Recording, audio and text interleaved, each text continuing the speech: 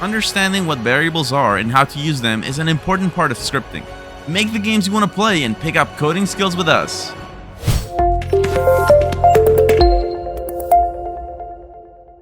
Hello everyone, it's Luis from LogoLife bringing you a series dedicated to Roblox game development. In this video, we'll be taking a look at variables, value types, and we'll make a basic function to learn about scope. Let's get started. To create a script, you can go to server script service and then hit the plus sign. Then you can just create a script. Now what are variables? Variables are used to store data. That data is known as a value in Lua and it can have different types. To create a variable, simply give it a name and then set it equal to the value that you want. So it can have a number, it could be a decimal, or it could be a string. So like the hello world that we had before, that's an example of a string. It could also be known as a boolean. So if it's true or false.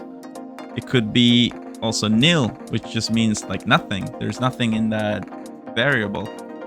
There are also functions, user data, thread, and table, as well as the different types of values that you can have. But those are more advanced and we'll cover them in future videos. If you're ever confused as to what type of variable you're dealing with, there's a type of function built into Lua, and you can just print and then do type of and then the variable, and it will tell you what kind of variable you have. So we did type of A, we get number, which is correct because A is equal to 1.5, which is a number.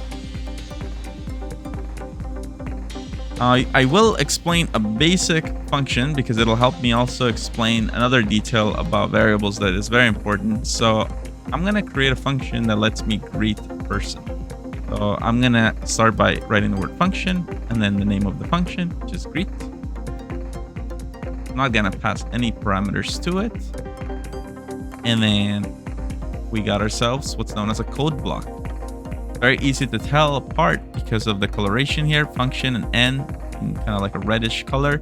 And then also there's indentation. So it's very important for us to pick up on these hints and identify the code block. Now, I would like for it to print. And I wanted to say hello and then a name of a person. So I'm going to put this double dot. That just lets me mix together strings. So if perhaps each string is a word, then with the double dot, I could put together a sentence. So I'm going to say hello, and then I'm going to just add the variable B. And instead of hello world here, I'm just going to put my name, Luis. To call a function, simply write its name. And then if you run it, it should say, hello, Luis.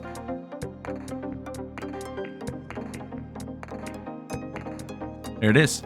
Now it's important to mention just the basic function because it's a very useful thing to help us understand the idea of scope. You can declare variables either as global variables or local variables. So this whole time we made global variables. So that means that the variable is seen by any code blocks within the script. So even though my B variable is outside of this code block, I could still refer to it inside of it. Okay. Now, the other way we could have done it is by declaring a local variable. And then I could give it exactly the same name. And then instead of Luis, put it to Mario. Now, if we run this, instead of printing Luis, it's going to say hello Mario.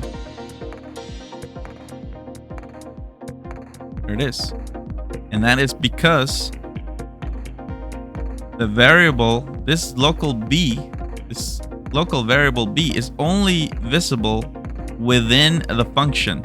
It's not visible from outside of the function. So if we just print B, even though we declared here that B is equal to Mario, it's gonna pick up the global B instead. print Lewis. See? It's printing Lewis because that's what's the global B. And then the hello Mario is coming from when we do the function, and that's already picking up the local B. So it's a very useful way to understand variables, and then a basic introduction into functions. We'll go deeper into functions next time, but I hope this was useful. Thank you so much for watching. Keep an eye out for upcoming workshops on our website and join the Discord to get involved in our community. If you enjoyed the video, give it a thumbs up and subscribe to be notified when we post new videos. We'll see you on the next one. Oh yeah!